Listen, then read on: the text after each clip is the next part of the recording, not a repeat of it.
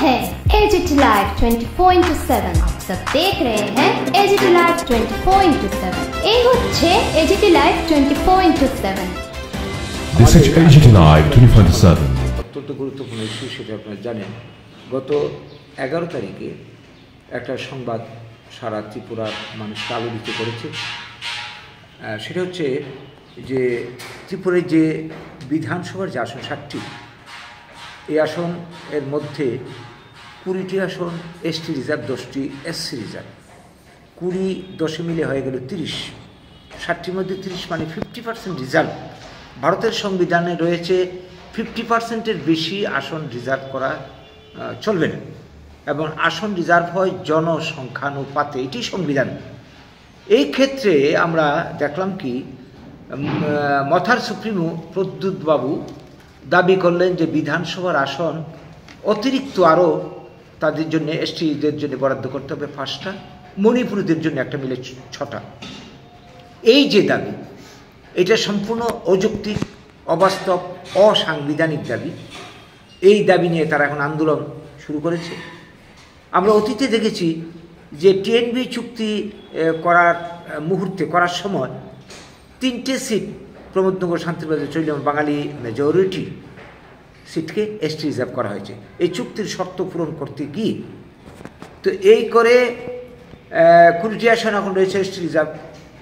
ত্রিপুরায় যে জনসংখ্যানুপাত, সে অনুযায়ী যদিও এসটির জনসংখ্যা 30% বা মোর দেন 30% দেখানো হচ্ছে, প্রকৃতপক্ষে সংখ্যাটা কিছুটা কম।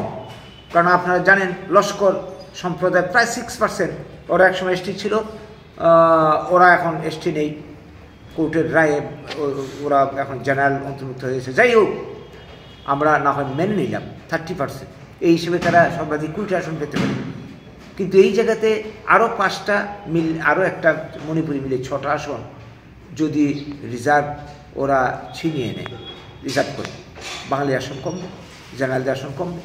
এটা তো সংবিধান বিরোধী, এবং জনসংখ্যানুপাতে যে রুল, এটার বিরুদ্ধে আমরা এটা কোনো মতেই এটা আমরা মানতে পারছি না, অসাংবিধানিক, অযৌক্তিক দাবি।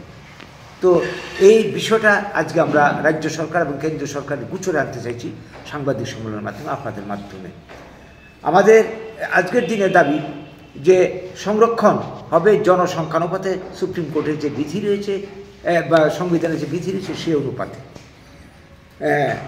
এবং যদি এই বিধিকে লঙ্ঘন করে, সংবিধান সংশোধন করে এসটি আসন বাড়ানো হয়, এক্ষেত্রে ত্রিপুরাতে যারা এসসি রয়েছে তাদের আসন বৃদ্ধি করতে হবে।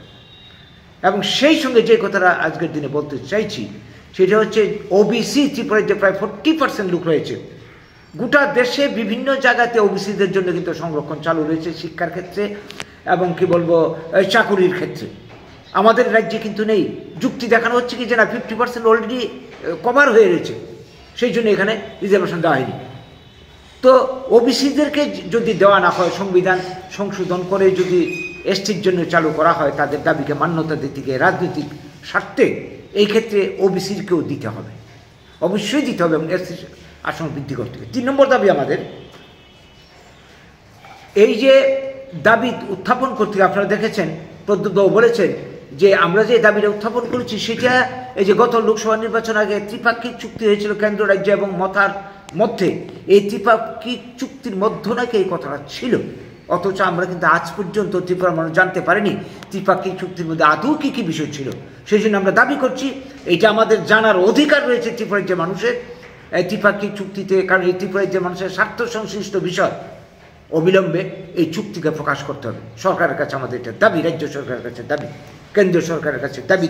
4 নম্বর, এই যে সংরক্ষণের ব্যবস্থা, এটা নিয়ে গোটা দেশে বিভিন্ন প্রশ্ন উঠছে যে সংরক্ষণের সুবিধা পেয়ে এক শ্রেণীর মানুষ মানে সারা জীবনভর অনেক সুবিধা পেয়ে অনেক উপরে উঠেছে, বাড়ির সবাই এমপি, সবাই উচ্চ আসনে, অন্য দেখা যাচ্ছে সমাজের সংরক্ষণ সুবিধা যারা পায়নি, জেনারেল অতি দরিদ্র শ্রেণীর মানুষ, মেধা আছে, পড়াশোনার সুযোগ পাচ্ছে না, বিভিন্ন সুবিধা সুযোগ থেকে বঞ্চিত হচ্ছে। এই ধরনের অভিযোগ রয়েছে, যার জন্য মণ্ডল কমিশনের বিষয়টা সামনে এসেছিল।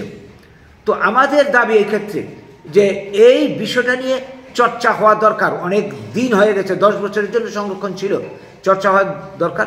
সংরক্ষণ লাগবে। যতক্ষণ পর্যন্ত না সমাজের সব শ্রেণীর মানুষ একই লেভেলে উঠে আসছে ততদিন পর্যন্ত সংরক্ষণ লাগবে, এটা আমরাও স্বীকার করছি, সবাই স্বীকার করছে। এই ক্ষেত্রে আমরা নতুন একটা ফর্মুলা আমরা যে তত্ত্বে বিশ্বাসী, যে আদর্শের অর্থনৈতিক তত্ত্বে বিশ্বাসী, সে অনুযায়ী একটা সুন্দর সমাধান রয়েছে। এইটা আমি আজকে আপনাদের মাধ্যমে তুলে ধরতে চাইছি, সবাই নজর, রাজ্য এবং কেন্দ্রীয় সরকার নজর আনতে চাইছি। সেটা হচ্ছে যে সংরক্ষণ হতে পারে যারা অর্থনৈতিক এবং সামাজিক দিক দিয়ে যারা পিছিয়ে রয়েছে, প্রথম ধাপে ওরা পাবে। দ্বিতীয় ধাপে পাবে যারা অর্থনৈতিক দিক দিয়ে পিছিয়ে, সামাজিক দিক দিয়ে পিছিয়ে নয় তারা। তৃতীয় ধাপে পাবে সামাজিক দিক দিয়ে পিছিয়ে কিন্তু অর্থনৈতিক দিক দিয়ে পিছিয়ে নয়। শেষ ধাপে সংশ্লিষ্ট সবাই পাবে। এই ফর্মুলা মেনে যদি সংরক্ষণ সিস্টেম আমাদের দেশে চালু হয়, আশা করা যায় এই সংরক্ষণীয় সমস্ত সমস্যার সমাধান হবে। এটা ভেবে দেখার জন্য সংশ্লিষ্ট কর্তৃপক্ষের নজরে আমরা আনতে চাইছি। 5 নম্বর আমাদের বক্তব্য, 80 জনের গণহত্যা থেকে শুরু করে এই যে গন্ডাছড়ার ঘটনা, যারা যুক্ত বিচার বিভাগীয় তদন্ত কমিশন করে তাদের দৃষ্টান্তমূলক শাস্তির ব্যবস্থা এবং যারা ক্ষতিগ্রস্ত তাদের ক্ষতিপূরণ দিয়ে, নিরাপত্তা দিয়ে সস্থানে পুনর্বাসন। লাস্ট দাবি, ভারতের সংবিধানের নিয়ম অনুযায়ী ভারতের ভূমিপুত্র, স্বাধীনতার রূপকার, ত্রিপুরার উন্নয়নের কারিগর, বাঙালিদের নাগরিক এবং সাংবিধানিক অধিকার ত্রিপুরা রাজ্যে ভারতবর্ষের বুকে প্রতিষ্ঠা করতে হবে। এই কোটি দাবি নিয়ে আমাদের আজকের সাংবাদিক সম্মেলন। আপনাদের মাধ্যমে আমাদের এই বার্তা, আমাদের বক্তব্য, আবেদন রাজ্য এবং কেন্দ্রীয় সরকার সংশ্লিষ্ট সবাই গুছল নিতে চাইছে এবং রাজ্যবাসীর সবাই গুছল নিতে চাইছি এই দাবি। আচ্ছা, কোথাও কি আপনাদের মনে হচ্ছে যে প্রদ্যুৎ বাবু গ্রেটার ত্রিপুরাকে ডাইভার্ট করার জন্য এই বিভিন্ন ধরনের এগুলি তুলছে?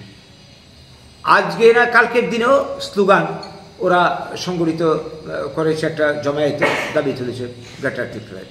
স্লোগানটা থাকবে, টার্গেটটা থেকে ওরা চ্যুত হয়নি। এটা অবাস্তব, এটা অযৌক্তিক, ওরাও বুঝে, কিন্তু এই দাবি থেকে ওরা সরে আসবে না। এই দাবি ফুলফিল করতে গেলে লাস্টবার যেটা বললো যে আমরা কি চাইছি, আমরা চাইছি সাংবিধানিক যা অধিকার, প্রশাসনিক অধিকারকে আমরা কায়েম করব। যদি গ্রেটার ত্রিপুরা, এটা একটা স্লোগান, যদি আজকে সংরক্ষণ যেটা চাইছে এটা চালু করতে পারে এবং আরও যা যা বক্তব্য তা যদি চালু করতে পারে, তো গ্রেটার ত্রিপুরা এর যে স্বপ্ন, যে টার্গেট, এই টার্গেট তো অনেকটা পূরণই হয়ে যাবে। এই হচ্ছে কথা।